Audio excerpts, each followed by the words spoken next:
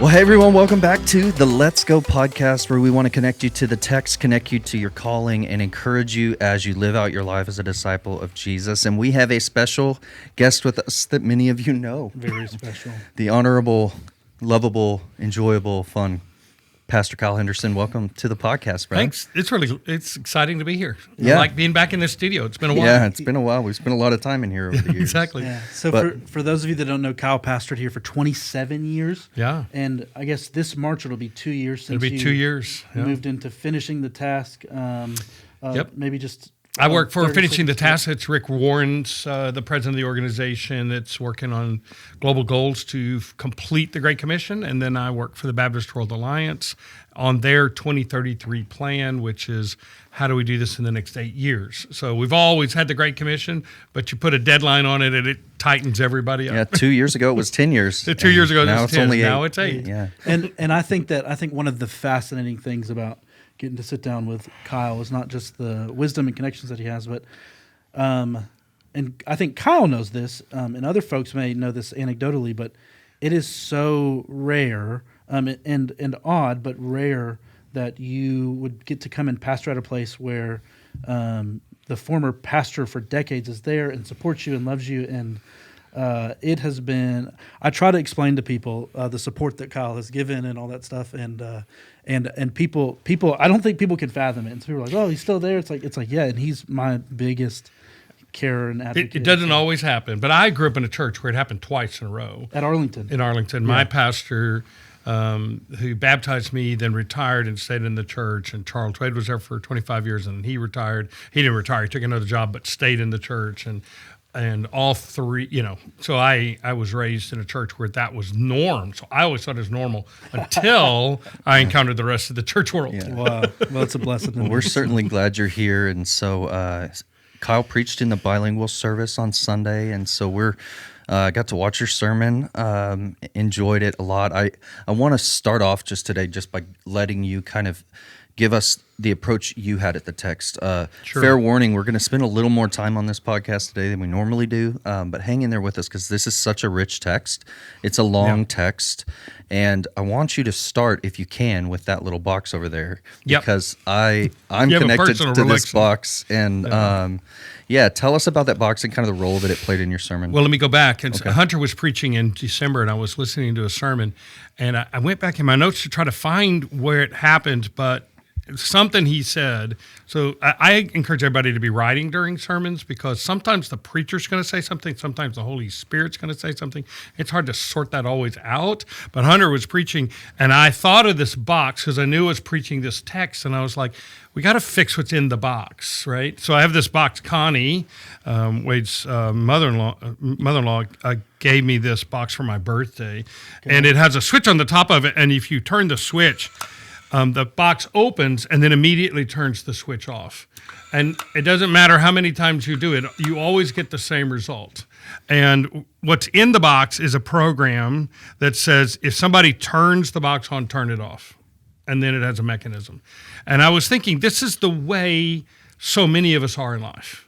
Like we say, well, I come to church, I hear these words, and I say, oh, that's a really good idea. And then because we don't change the internal thinking of our lives, we just return to the old ways. And so this text in the Sermon on the Mount, I would say for me, the Sermon on the Mount is the most important sermon ever preached. Right. And this part of the passage is the most important turn of the sermon. And it's where if you don't get this right, you don't get the rest of it right. Because I've been taught the Sermon on the Mount several times where it's just like another whole series of laws. In fact, I heard people compare Jesus going up on the Mount as if Moses is going up on the Mount and he's delivering a new set of tablets to crush us, right? These are the new commandments. There's a whole new set. Like now there's 30 of them, right? And it is like, man, people can't keep 10. They're not going to keep 30. And so that's the way people have preached it. And so, but I don't think that that's what's going on in the sermon, right? So it starts with the Beatitudes, and then the pivot is you are the light of the world. You are the salt of the earth. Mm-hmm. And because what for instance, what we know about salt is salt can't change its nature. Salt is salt. It's it's elemental, right? And so when Jesus says that to those people, he is saying something so completely remarkable in the world. Every other religion says you can climb the ladder, and if you're incredible, by the time you get to the end, then you can be something. And Jesus says, no ladder, you are something. And I think all those people were like almost immediately going, nope, not me, right? And Jesus had been in the Beatitudes wandering around in a crowd. I think this is not the way we normally see it. Jesus the lovely is sitting under a little tree, and there's little flowers above him, and he's speaking to the crowd, and the crowd is all listening very attentively. I think Jesus is very aggressively walking around a crowd. And he comes up to, there's a pastor in the crowd. I mean, their version of a pastor, of Pharisees. Sure. And he looks at this and goes, blessed are the righteous, right? Because they're, way to go, right? And he walks over, and there's a guy over there who's just a disaster. And he's like, blessed are you. And then there's somebody who's crying. He can tell they've been crying. And he says, blessed are you. And then he goes to the Roman soldier who's in the crowd because they're worried about this crowd. And he says, blessed are you. Blessed are the peacemakers. We still call policemen peacemakers, right? Mm-hmm. Even if we're angry about what's going on. That's the, so I think Jesus is walking around saying that you are all blessed. And I think people in the crowd are like, no, they're not blessed. Only the super religious people are blessed. And Jesus is like, no, everybody's blessed. In fact, all of you are light and salt. And then he says, you got to change your mind, because that's what I think the leading word here is, do not think. It's the word think, that Jesus wants to change your thinking. And I use an illustration of if you can find a moment where you change your thinking suddenly, then that'll help you reframe the idea. Jesus is trying to reframe your thinking.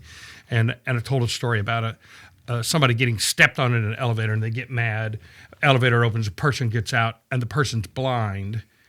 And in seeing that blindness, they understand that person doesn't have balance. And they weren't stepping on me because they're mean. They were stepping on me because they couldn't find their balance in this elevator. And so suddenly, almost instantaneously, you rewire your brain. In that moment, you see that person completely differently. Mm-hmm. And I think that's what Jesus is trying to do. He's trying to scramble everybody's minds and say, stop thinking the old way. And so then he tells these 6 very quick personality profile stories about people that are in the crowd. He's in the Galilee. This is a little area. And only a certain kind of people would come up. And he's been hanging out there with fishermen, and he knows, and they know all the stories. Right. They know who's there. It'd be like living in Athens for 27 years. And then I could walk in the crowd and look at people and make an allusion to some part of that person's story. And if you were in the know, you'd know, oh, yeah, that person struggled with that, or that person went through that, or whatever, right?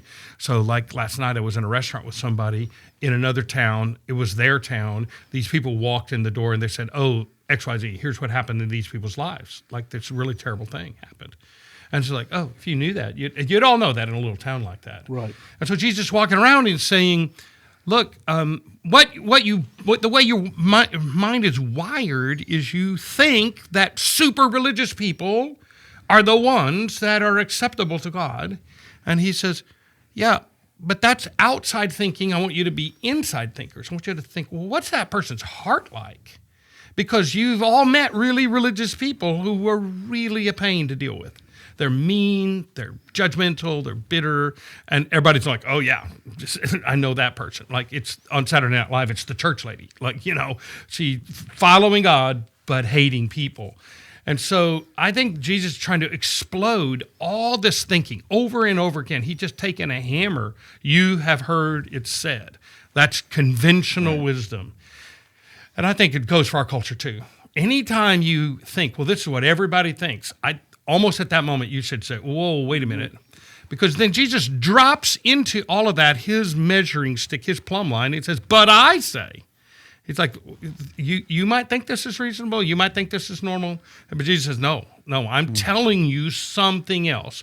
And then he gives an illustration for each of those 6 ideas. Yeah. Like, instead of being a rageaholic, apologize. Like what you said, we could solve a lot of counseling if we just told people, if you just apologize, it could go really far down the way, right? Just apologize, right? And make it right. You're coming to worship and things are not right in your relationships. It's like, maybe you should go make those things right? Being in worship, sitting there in worship, that's not worship. Like you're in a worshipful space and maybe it'll create worship in you, but worship is something that's happening in you in relationship to God. And so if you've got this thing inside of you that's gnawing away, you're not going to be worshiping. You're going to be in a worship center, but you're not going to be worshiping. So Jesus is trying to reframe our whole mindset.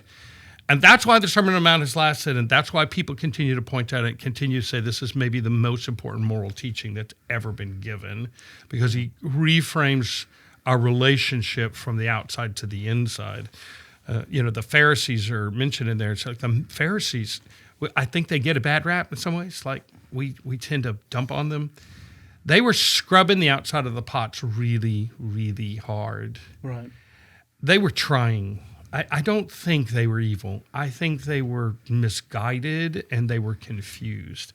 And I think that's true to a lot of people in the world, right? They're trying really hard. But because their minds are polluted by common wisdom, by what everybody's saying, by what they've heard on the TV, what they've heard on social media, because that's what's in their mind instead of God's word, they're off the rails, they're off track. Yeah, Jesus has a way of a kingdom that he's presenting to people, and that way is to say that this is different. And I think in some ways you could look at this as like, Jesus, is he raising the bar on all of these things? Like, you've heard it was said, and there's some contextual stuff, and Hunter, you got into that a little bit, but I love where you finished the sermon, which is this idea, like, are you living in the kingdom of God? Your story with Frank, it's like so beautiful of a way to end, because if we are people living in the kingdom of God, then we need to recognize these precious kingdom moments as they come and be a part of it, because we do live in a society that's so like attached to these things, and it's so easy to be in an airport for 12, 14 hours and never talk to someone. And so I thought that, Hunter, you kind of took us, and you just straight up said, like, this is a long text, and we appreciate that. But this way of the kingdom, Jesus is giving us a way. So what are your thoughts moving kind of from Kyle's sermon into yours, and kind of how those played off each other a little bit?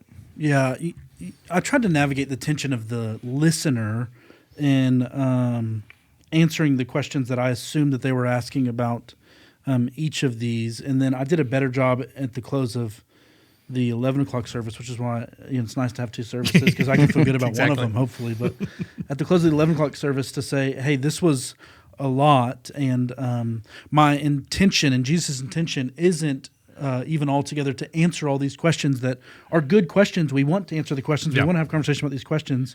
But Jesus' overarching intention here is to change your worldview, and so that you can see the world according to the way of the kingdom. Or the phrase that I used that Dallas Willard uses in Divine Conspiracy is through the lens of eternity, right? Is that like we are trying to see the world like Jesus sees the world, and there is a way in which we as the people of the kingdom live and interact and defer and the transformation of the heart, as opposed to just the scrubbing of the outside of the pot, as you're saying. And you're like, oh, this is clean. Look, it's clearly clean. When if you do a little investigating, if you look inside the box, you're like, oh, there's something that needs to be done inside. Yeah, that is. It's interesting because you talked about the Pharisees, and they get a bad rap, and they do. And if you I think break down the world of the Pharisees, they are not altogether different than maybe somebody that I have someone really close to me that I love that's lived in the same neighborhood in Fort Worth their whole life. Oh, right. And has been to the same. They've actually been to two churches their whole life. And right. And there's so much blessedness in that stability and all that stuff. But the Pharisees, from the time they were little, have been indoctrinated, not even in a negative way, but in the reality of they have been taught this is the way. And one thing you said, Kyle, that I think. The question that spurred for me is, why do you think we we struggle with the idea of we like the idea of, hey, what's the right thing to do, more than how do I become the person that God is calling me to become. Maybe that's, because we like to know, well, what do I do? Right. As opposed to the deeper, harder work. Well, I mean, I think it's because the rule-based following feels a little simpler and a little easier, and certainly feels like you can accomplish it, right? Thou shalt not murder. Man, I am 100% on that one. All in. Like yeah. I'm doing fantastic on that one, right? And then Jesus comes in and says, no, I'm telling you, if you call your brother fool or raka, then you violated that command. And it's like, I kind of like the first version of it because I'm winning on that one. But the second version of it, I hardly get through a day driving when I'm not thinking out loud to myself, why are you doing that? Like, what an idiot, right? Because I think generally we all do that, right? And so it's easier to externalize it into a short snippet that doesn't actually apply to what I'm doing. So I can get a lot of the Ten Commandments right, but Jesus is like, you're not getting them right. If what's in you is this, and this. And I think that's what's so shattering in this moment. Everybody had been looking at the Pharisees like they're getting it right. And all of a sudden he's telling them, no, you got to do this other way. And that's why he's saying, some people are like, there's no more law. He's like, no, the law, but you got to see what the law is. It's the channel, it's the lenses of love for the world. Right. And because it's supposed to produce the most loving society and the most loving world. Like if you love God, you're going to love people. And so he says like not murdering somebody is not loving. That's just basic decency, right? Right. But finding somebody your enemy and then treating them with dignity, man, that's really hard. Yeah. But that's what Jesus is trying to get after. Well, and I mean, I guess in a roundabout way, that action is forming of self. Like if you have ever, all the things that he's saying, if you have ever endured in the way in which, the eye for an eye stuff, retaliation, if you have ever turned the other cheek, that's person forming. I think, and I've talked with both of you guys about this, but there's the, and maybe this was a deal 10 years ago, but there's the instant gratification side of things is we, the reality is that being formed into the image of Christ is a process. And we like to have that instant, hey, how can I be, how can I be perfect as my Heavenly Father is perfect today? When there is a reality of a long obedience in the same direction, use Eugene Peterson's words, and so which is a harder way, I think. Than okay, I've kept. I mean, let me say it's harder in some ways, but it's actually easier because Jesus says, "My burden is light, right? My yoke is easy." It's harder because you have to give up this old mindset. It's easier because then in any moment, you can just trust the Holy Spirit to help you and say, my goal right now is just to be the most loving person I can be. Yeah. And that's way easier than scrolling through, like, what's the rule here? What's the law here? What do I have to do here? So Wade, you're saying, Frank, he was my Uber driver, right? And the Uber drivers, they rank you back, right? You rank them, they rank you back. And, what's my responsibility to that Uber driver? I'm supposed to pay him. But that's a base responsibility. Now, you can tip them, right? And you can talk to them. But the base level rule is, are you going to pay him, right? And so the guy, he rated me, and when he rated me, he said it was a great conversation. Wow. Right? So he got paid, of course. That's the rule. But the relationship, the human thing that happened was more important than the part of it, right? So it's hard and easy. It's both. You get both pieces of it, I think. Right. And Jesus is so clear in all of these, and I think it's great that he gives an example. I mean, in a world that's just used to, like, here's the rule, and they're used to going to the Pharisees, who I agree. I don't think they're trying to subvert the law. They're trying to interpret it. And so these situations that he talks about in all of these, whether it be, like the adultery one is one we talk about a lot, which is this, he's saying, back to the form, which is why Jesus is a great preacher here. You've heard that it was said, you shouldn't commit adultery. But I tell you, anyone who looks at a man lustfully has already committed adultery. Like Jesus is addressing the heart with all these, not just the law of each situation.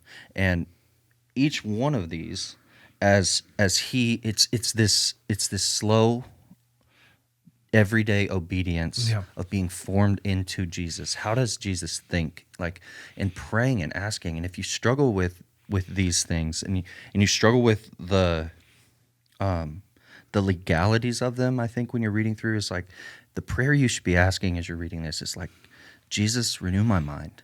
Like, show me how you think about these things, because he's telling you how he thinks about these things. It's like, don't kill someone, but also don't be angry with your brother.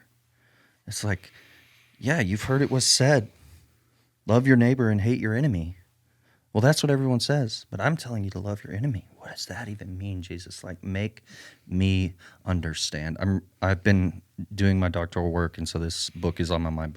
And you've both read it, I think. But Exclusion and Embrace by Miroslav Volf. I don't know if it's like I would say, hey, go read that book. It's pretty dense, long. It's pretty tough. But in the end, it's some really, really profound stuff. But in the end, he wrote this book years and years ago, and in the end, he's coming back to this idea, and he says, it's like the 20 years later epilogue chapter, and he says that a guy came up to him and was at a thing that he talked about, and he talks about not just embracing your enemy, not just loving your enemy, but finding the will to. And this guy, he could tell that he was sitting there the whole time that he was doing his talk, that he wanted to talk to him, and he waited, and he was the last in line, and he knew this guy was, and he said to him, I understand what you're saying. I just don't know how to conjure up the will to love my enemy.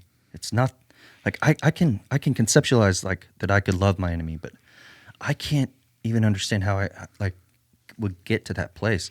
And that's true for a lot of these things, is that, well, where do we go? And I'd love to talk about here in a minute some of this idea of not only what is sin, but how does it operate? And you talked about a little bit some of these sins that we've almost made. Like, was it okay to tell the white little lie if as long as grandma thinks I liked her cake, right? Sure. Like, do you tell grandma? No, and we could get into all those specific things, but is it better to be kind to grandma and tell the white lie? I mean, these are the kind of questions that come up, but this is where I do think many folks will read this and just get trapped up in kind of the legalities of it when Jesus is trying to help us shift our heart and our thinking. Right? Free you from those. I had a course in seminary. Trimper Longman taught a course on Proverbs and Ecclesiastes and wisdom literature, and so I closed, I think, both sermons with, for me, a version of what Jesus is trying to do here is what I was taught that the wisdom literature was for the Jewish people, which is to say, hey, it's often not so black and white. You need you need to develop the wisdom of God and to be a person that is able to think wisely and to think according to the way of Lady Wisdom in Proverbs, to be exact. And I just thought that this text is teaching us, and Jesus in the Sermon on the Mount, and Jesus in his life is leading us to a life of wisdom that does navigate the gray areas and the love for enemies and all of those conversations with confidence and clarity, and understanding that the grace of Jesus is a mighty grace that is behind us as we navigate. It's been interesting. We were talking before, just all of us have been really influenced by Dallas Willard, and I do think I would want to say a lot of my thinking really was influenced by Dallas Willard's book, The Divine Conspiracy. And if you haven't read that book, it is a really difficult read. It's really hard. I've read it over and over again, trying to get a handle on pieces of it. But it's the best hard book I've ever read. And it just takes work, but he's so smart, and he's helped me reframe my thinking about this passage more than anything else, to rethink how do I conceptualize what I'm supposed to be as a follower of Jesus, and trying to walk that pathway. I would encourage people to try. Yeah. I think that's right. It's one of the 3 books that I consult every week when praying through the text, and I'm going to send the church a few pages from the book, from his Eye for an Eye section on he breaks down each of the 4 scenarios: turn the other cheek, the cloak, the walk an extra mile, don't withhold from somebody. And I thought that was really helpful, and something that I wish that would have had time to unpack. But I would love to. I'm gonna send you guys that. Yeah, I want to say yesterday I was with some people, and they were telling me about a friend of theirs that had an eye, that had an eye problem, and they had to remove this person's eye and replace their eye. And I was thinking how I look at this text, and I do not at all think Jesus is just telling me to pluck my eyes out, right? Yeah. Because I think he's telling you that it's pointless behavior. Right. And so, but it's really funny that I actually was in a conversation with somebody that, that went through that literally, and it's like, yeah, if you don't understand what Jesus is saying, you could do some really. This could also go off the rails. Right. This is why you need to be careful with these kinds of things, and why he's really great. When I reread him this week, Willard, about this passage, the thing I didn't remember from before is, like he said, look, a lot of us think of Jesus as a really sweet person, a really nice person. He says he was the smartest person. Yeah. Like, he was a genius.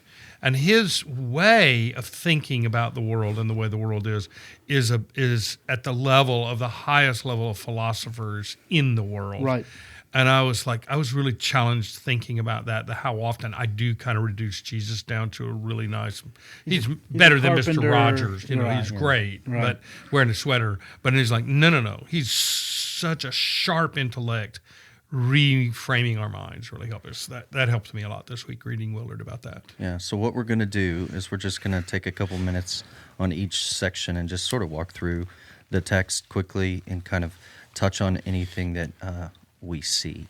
Just to reiterate something that I said that Kyle said earlier is the importance of the sermon. This discourse in the sermon is not that we break down the particulars of each of these 6 sections, and we were talking before we started recording. I don't think this was when we were recording, maybe it was, but that it was important that we read the totality of this text together. Yep. Right, but there are questions that come up naturally that Scott McKnight, who is another resource that I use, will point out a few times that these are questions that we have as people in the pews, or as pastors dealing with pastoral counseling, but they're not always even what Jesus was trying to communicate in the text. And so just working through some of these, if there's any thoughts you guys have, I don't want to belabor them. Sure. And people know where to find us. They can ask us questions if they have particulars, but just to try to be pastorally clear. The first one, you have heard that it was said, the people long ago, do not murder, and anyone who murders will be subject to judgment. But I tell you that anyone who is angry with his brother will be subject to judgment. Anyone who says raka is answerable to the Sanhedrin, but anyone who says you fool will be in danger of the fire of hell. Jerry Bridges has this book, Respectable Sins, it's a really easy book to read. It's an introductory book. But in his chapter on anger, he talks about he just talks about what you've heard, I'm sure, a ton of times, of a lot of anger. It comes from being reactive to situations that arise, right? Mm. And Willard, more in depth, talks about this idea of the wounded ego, right? The ways in which our angry response is often a maybe a defense mechanism to ways in which we have been wounded by the world or by somebody's words or any number of scenarios. Kyle, one of the questions that I had is, do you think that each of these six, he's like the Beatitudes, is walking around and sees somebody in the crowd, or do you think that these are deliberate? Hey, these, because we would say these are big deals today, but some of them seem to be like anger, adultery. I mean, oaths. For me, oaths is the funny one, which we can talk about that in a second. But do you think that he's just walking through the crowd and saying, this person's angry, this person? Yeah. I think it's like the day-to-day. I think these are the day-to-day problems. Yeah. Okay. Good. I think they're just the day-to-day problems. So it could be not walking around, but I think these are the real day-to-day problems, which is people thinking that they've got the law under control because they haven't murdered anybody, but day-to-day they are just a pain. Yeah. And he's like, yeah, this is the common human experience, and I want to address that because it shouldn't be this way, right? So the murderer part is like, no, the way you treat everybody day to day, like this has got to change, because we all know people who are so angry and they just make the world a worse place, but they've not murdered anybody, right? And so they haven't done the worst. They haven't done that one, Yeah. right? And so therefore they get a pass on all the rest of it, right? They get to do whatever they want to do.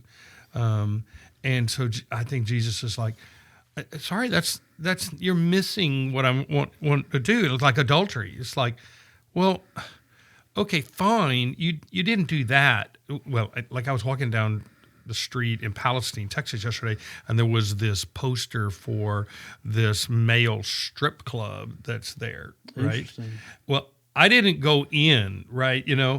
But it's there in town, and Right. you don't have to have committed adultery to understand that your mind can take you to places and you can do things that dehumanizes people and objectifies people, and that fundamentally makes our society less safe and less loving. Right. Yeah. And he's like, you gotta work on that. You gotta stop that. You gotta redirect your mind a different way. And, you gotta think about those people a little bit different way. And then he gets to the divorce one. And it's like, look, I intend for this to be a mirror image of me in the church. And there's no breaking that up easily, right there. That is real broken. And I don't, Jesus, we can go into the whole divorce debate. There's a lot of text about that. At this one, he's not talking about all the exceptions. He's talking about the general idea. Right. And he's speaking specifically into the Jewish world, where they had so minimized human commitment that they were willing to turn away from somebody for almost silly, inconsequential stuff. And I'm like, oh, yeah, that's the way our world is. Yeah. That's like getting canceled. Like, if you want to say which one's cancel culture, that's cancel culture right there. Somebody does something that disappoints you, and you're done with them immediately, right? And you could tell that that's what was going on in Jesus' time, because he said, like, you can get out of it if you just hand them a little, you hand them the sticker and say, you've made me mad, right? You get to go away. And I'm like, what? That's what life is like right now, especially now, right? There's no tolerance for any disagreement or mistake, and that we're committed to one another. I have legally done all that's required of me. That's right. That's right. So as to say, but this is one of the things that is interesting as a pastor and a shepherd, is that their marriage is way deeper than the legality of it. That's right. The covenantal bond of it is so important, and and you can imagine this, and I imagine many people here. This was the thing that I heard the most. I had the most questions about after the service was about the divorce conversation. That's right. And That's right. And what's interesting about the anger and the adultery is, and all of these things, this is true, but anger and adultery are so easy to name the compounding effect of unmitigated anger, unmitigated lust. Is that you, like, those things will spiral out of control and lead you to a place where you have found yourself somewhere where you didn't want to be because of your anger or your lust, and I mean, and certainly those things I think bleed into and Willard thinks bleeds into the divorce conversations almost as if it's like and hey, while we're talking about anger and lust and the way in which we deal with people, I also think that in Deuteronomy, in the Mosaic Law, with the give a divorce paper to your spouse, I think is in the Old Testament, in the ancient Near East, radically pro woman, right? Because, That's right. Because That's right. Women are the ones that will be dramatically affected by that. And I think here Jesus saying, hey, husbands, you need to stop being angry and lustful and giving out divorce papers when your wife doesn't please you, which is the language that's used in Deuteronomy, is also radically pro-women in the Roman world, which is still not friendly to females that have been divorced. And I think that the to women, hey, if you take that divorce slip and go and remarry, is less about, well, shame on you, woman, and is more about, hey, just because men and women, but men, just because you're doing the legal thing doesn't mean you're doing the right thing. And Jesus is radically pro marriage, and I've heard many people say, and I've said again, that I do think that the faithfulness of the testimony of the church has a real opportunity if it were to strengthen its marriages. And if our divorce rate was much different than the rest of the world, it'd be I think a great testimony to the world. I'm fascinated by the way in which the Mormon church does this. So they do this better than we do. And you shouldn't go be a Mormon. There's a lot of other problems there, but they do something with the family that is right. And I think I have an article by Scott McKnight that I'm going to send you, where he basically talks to, so Paul in 1 Corinthians 7, what you just said is right, that Jesus isn't trying to say, hey, what are all the reasons where I could go remarry, or what are all the reasons where I could get divorced? Paul adds some things in 1 Corinthians 7. Peter has some thoughts.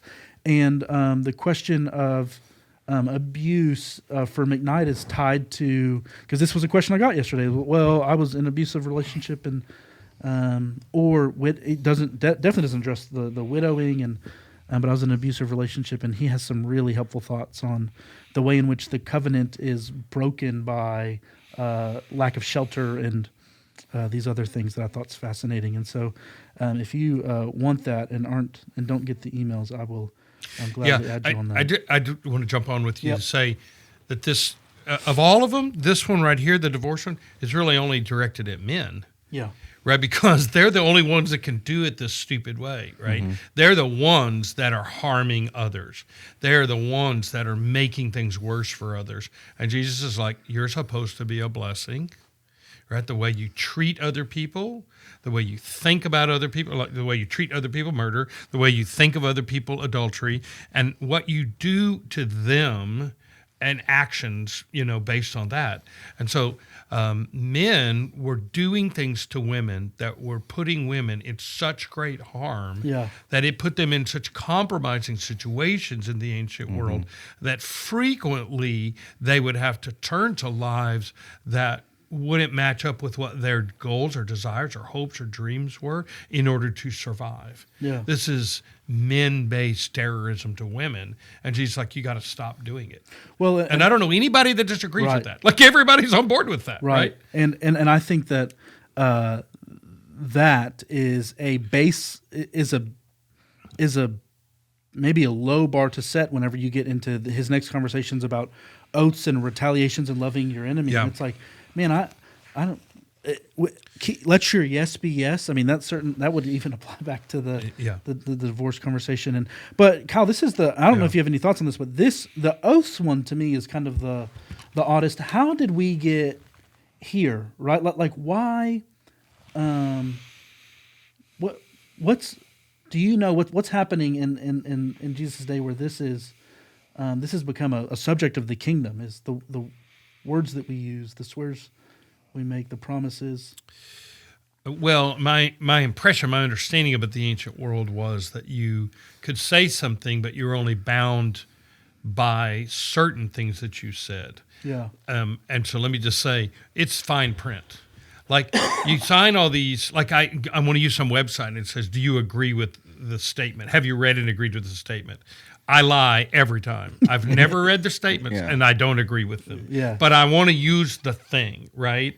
And they've given me all these words to say they don't actually have to keep a promise to me. They don't have to do anything to me. And we're both living in a fictional world, right? So this is that version of that same thing. Whatever they were doing, they were like, look, I'll help you. I'll do whatever, but I don't really mean it. My fingers are crossed, and that just erodes. If you imagine that murder, adultery, divorce is super individualized, the oath one is about the foundational principles of human society. How is this society going to work? And if the society works by duplicity and tricks and bribes and all those things, then the society is going to fall apart. The society's got to work that Hunter and I are honest with each other, that I know Hunter is me, right?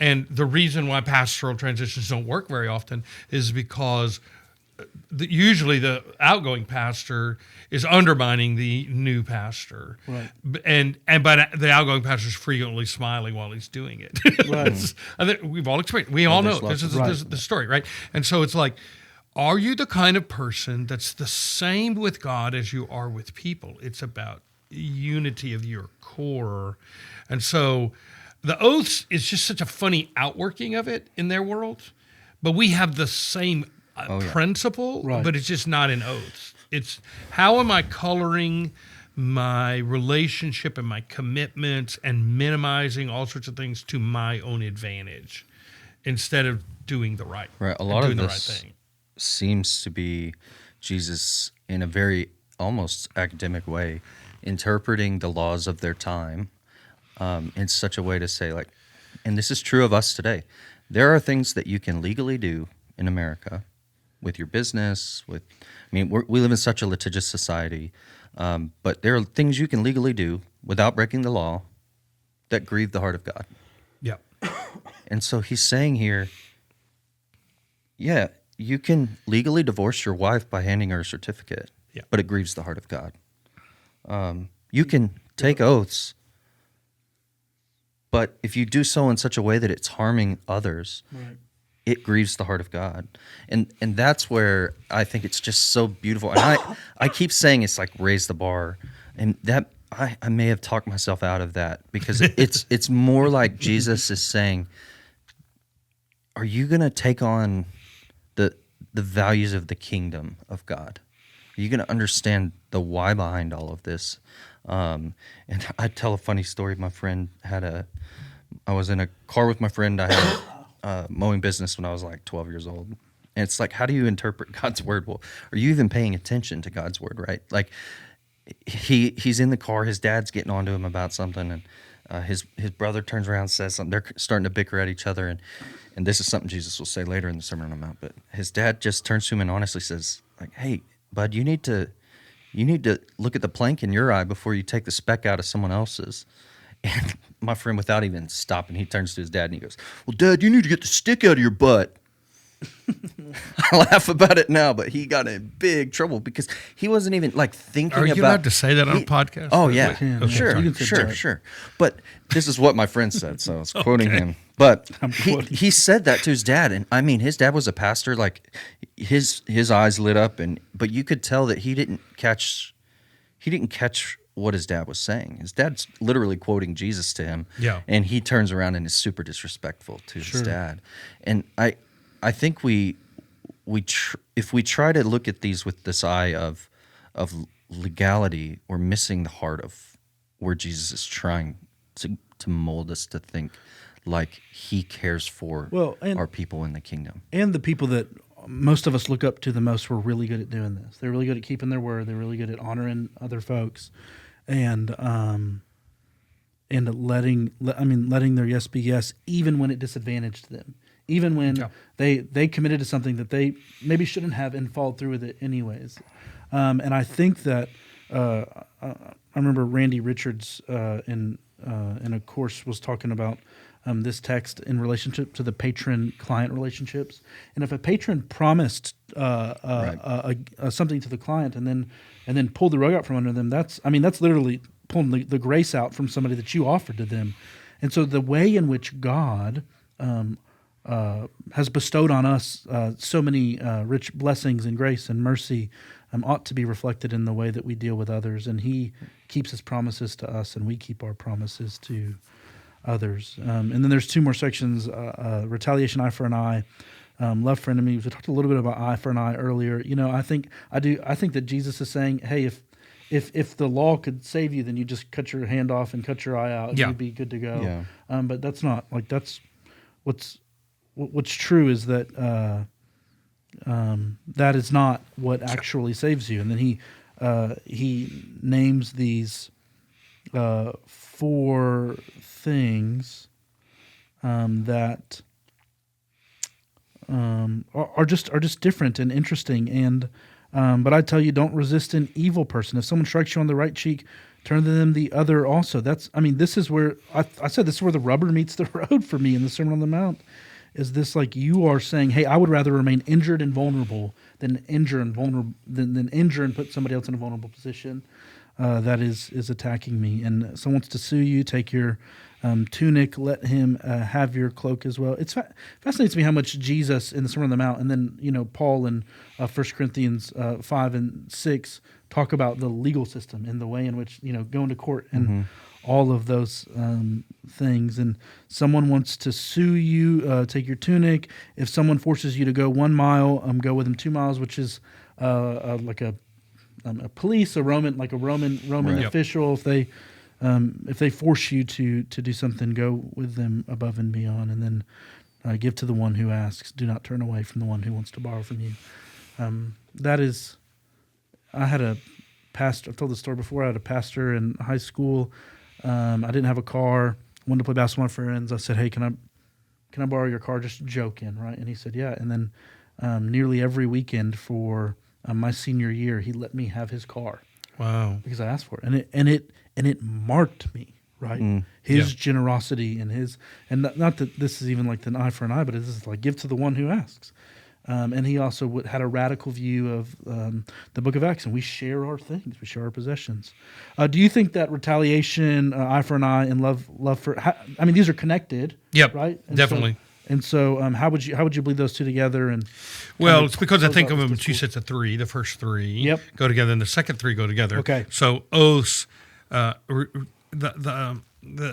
eye for eye thing is like do more than you have to, right? And then love your enemies, do what's outrageous, right?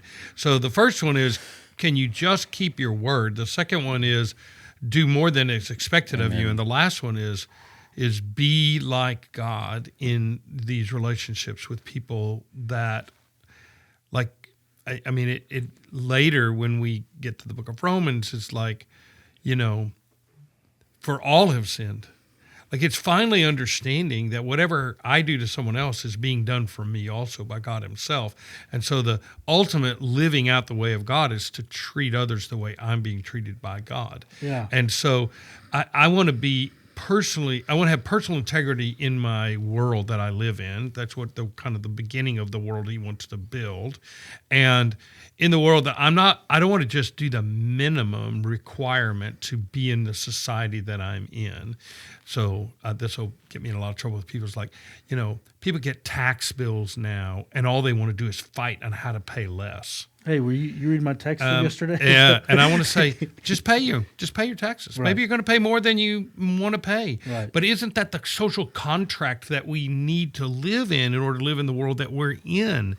I can take you to some place where people don't pay taxes in Ethiopia, and there's no roads, and they don't have no health care, and things are terrible, right? It's like, oh, no, this is what it costs. So he's like, no, go ahead and pay. Go and do that. But then he said, like, don't even stop there. Let's go even further than that. And let's be so loving in the world that it really reshapes the world.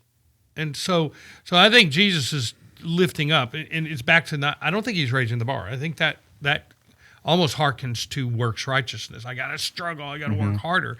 I think he's actually trying to peel off ideas over and over and over again on the way to live. And how much simpler it is to live saying, I don't have to try to get even. I don't have to fix any of that stuff. I don't have to make the world make sense. All I have to do is in this moment to say, I'm going to be the most loving person I can be. And those are the stories that inspire us. People that are in suffering and in terrible places and terrible things are happening to them. It's the people that lived like Jesus in that moment that we are like, yeah, that was the way to do that, right? You still got crushed by the society. You still got crushed by that, right? But because that's, I don't know. I don't know if we're going to be able to change. We're not going to be able to change the big systems of the world like that. All we're going to be able to do is be responsible for me and what I can do. I think that's what you said in your sermon. It's like, this is what I can control. I can't control this other stuff. I can control this one thing. It's hard to take up your cross and fight the Romans on your way. That's right. to Calvary. You have to lay down your arms to pick up a cross. The Joseph story is a way different story if he's fighting his enemies and eye for an eye, and man, so good. So good. Yeah. Well, this I like the 3 and 3. I hadn't thought about it that way, but I think that really does kind of summarize this little section of murder, adultery, divorce, and then oaths and stepping into eye for eye and go like generosity, going the extra way. And then he ends with this just heart bomb for us of like, love your enemies, pray for those who persecute you. And he said in the Beatitudes, it's like, blessed are you when you're persecuted. Like, just like the prophets have been persecuted before. And then he just drops, it's almost like a half sermon mic drop, but he just says, be perfect, therefore. Yeah.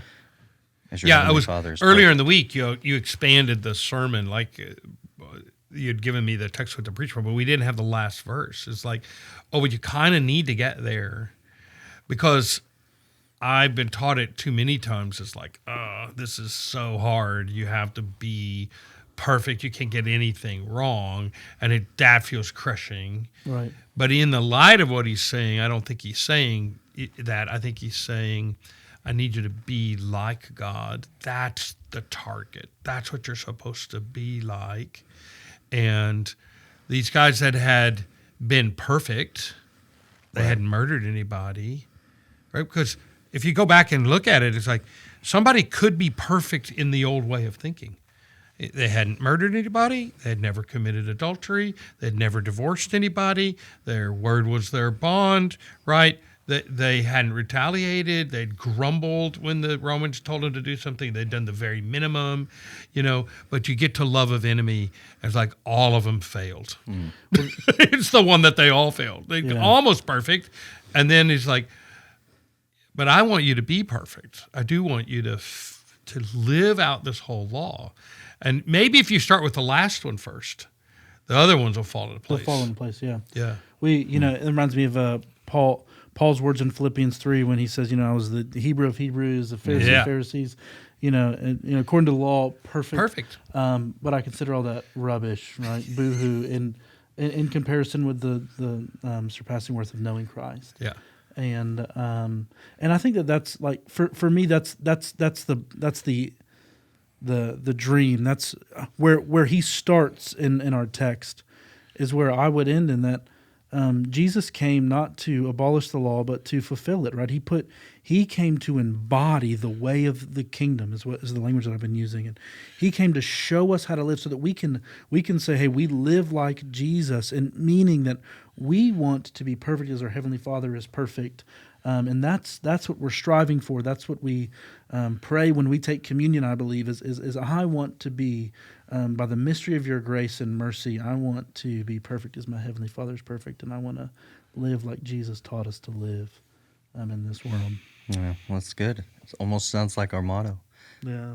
This has been a great conversation, Kyle. Thanks for joining us today. Hey, thanks for the invitation. Thanks for having really setting time aside, and your schedule, and you're moving all over the place now, so it's good to hang out with you in this room that we spent. Yeah. By the way, Kyle called me a couple weeks ago and was like, man, I just want to say I was like really proud of some of the stuff we did back in the 2020 days when we were doing those online services every day. And I was, because you called me, I was on our YouTube channel the other day, and I just went and watched a little bit of one of them, and I was like, man, I can't believe we went through that together, but we did. And we spent a lot of time and worked hard, and it was a lot of fun. And because of that hard work, we can do little things like this, and it's pretty easy. But it was fun to hang out with you today, Kyle. It's a gift always. Always a gift, and thanks, Hunter. And honestly, we've got a lot more Sermon on the Mount to come, so looking forward to these next couple weeks. And we'll be together with Bilingual this week at the 11 o'clock service, and Pastor Juan is going to be bringing the word on Sunday, so you get a week off.